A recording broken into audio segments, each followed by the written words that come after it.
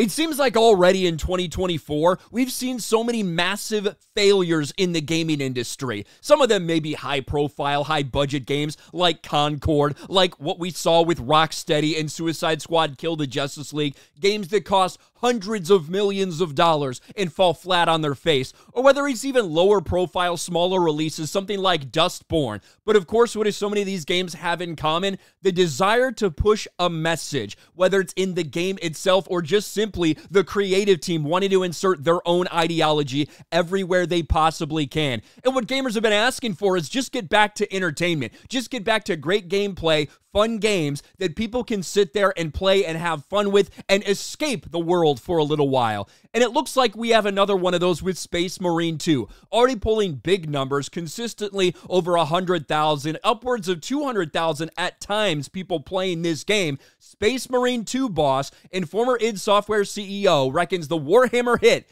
is the fastest selling game we've ever worked on, which is a pretty big deal for them. And now, if you felt like the tide is turning a little bit, if you felt like some people in the industry are recognizing, hey, it feels like all gamers want is to be entertained and not have identity politics constantly pushed down their throats, well, you're going to feel that even more after we talk about the news today. The mainstream media, the mainstream games journalists, they are not very happy about this. Alleged Space Marine 2 CEO comment blasts games that impose morals. And what they mean by that is impose their own set of very specific morals based on identity politics. And it's true. Warhammer 40K Space Marine 2 developer admits games at Embracer made him want to cry with their overblown attempts at messaging or imposing morals on gamers. And the very interesting part of this is how he made this comment, and it was in reply to an Asmongold video. Asmongold reacted to a video out there talking about how Space Marine 2 is kind of a reminder of what we lost and how great games used to be. And in this reaction, you can see clearly Matthew Karsh, the CEO of Saber, replied. And of course, people were wondering, is this actually the guy? It has basically been confirmed. This is the CEO of Saber. This is the boss of Space Marine 2, right? Listen to what he says. Hey man, CEO of Saber here. I love your videos. When we signed the deal to make Space Marine 2, all I wanted was a throwback game. We had the chance to work on something which by its nature was old school. I can't even comprehend how many current games that we play these days. They're too complex and too much of an investment. We worked on Halo back in the day, and that game could be distilled down to the simplest of shooting loops, but it was entirely addicting. That's what we wanted to recapture.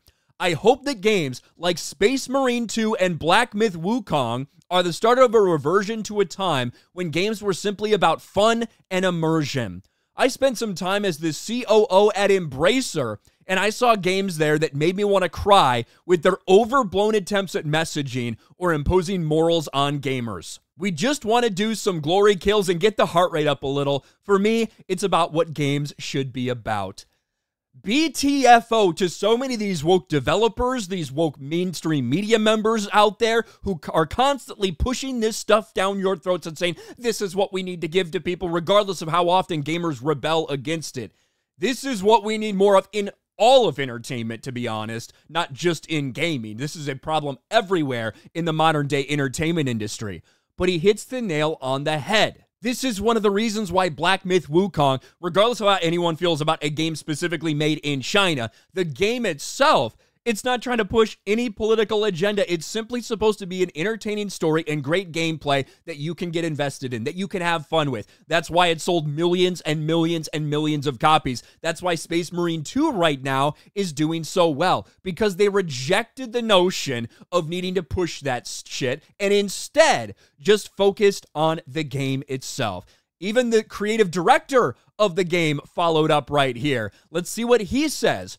Creative director of the game here, I wrote Space Marine 2 along with Craig Sherman, Randy Begal, and Matthew Garcia Dunn. Hearing everything you have to say about the story and characters resonates so strongly with our actual approach. It's great to hear you calling the exact things we intentionally focused on. It was 4.5 years of intense work and passion. Watching videos like this makes it all worth it.